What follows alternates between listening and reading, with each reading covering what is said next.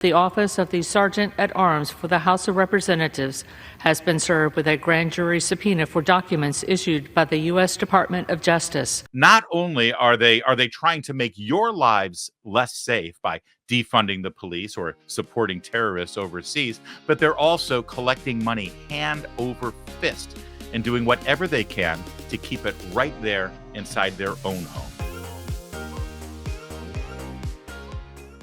We have a developing story right now about a member of Congress who apparently is under criminal investigation from the Justice Department. Now, let's start with last night.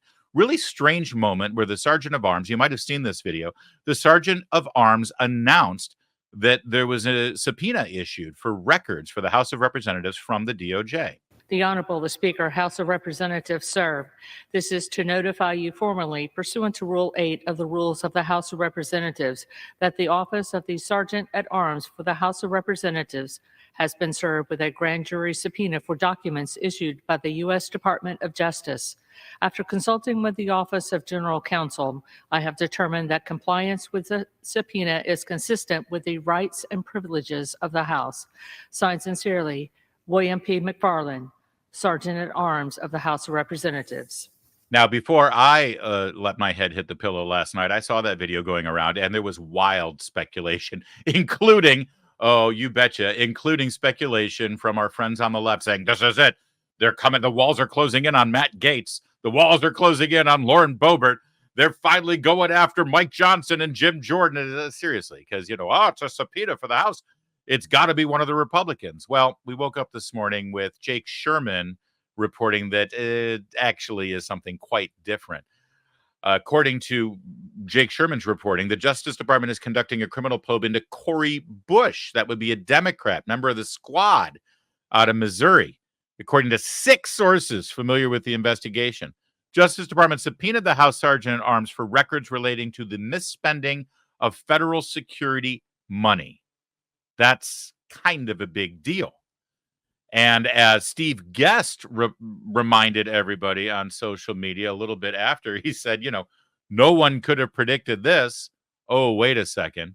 And you see the headlines he grabbed there. Cori Bush's bodyguard says he can't be anti-Semitic because he's a Jewish high priest. It's just a complete mess over there in Cori Bush land. She's a lunatic.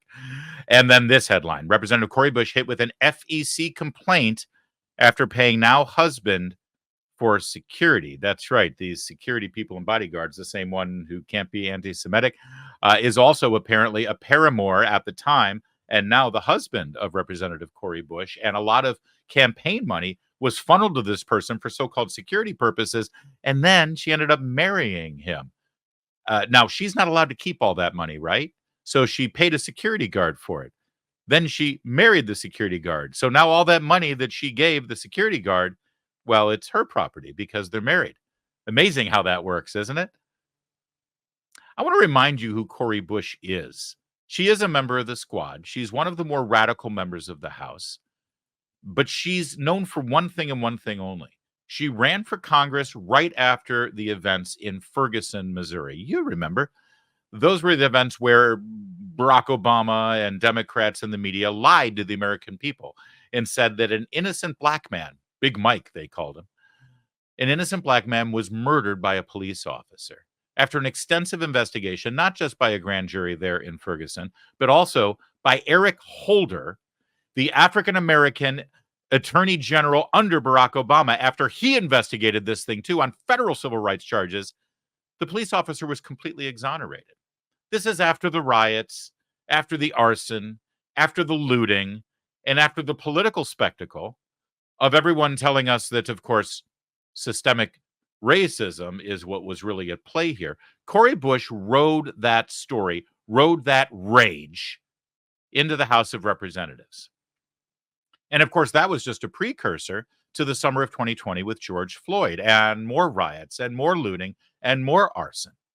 And Cori Bush took up one issue and one issue only: to defund the police.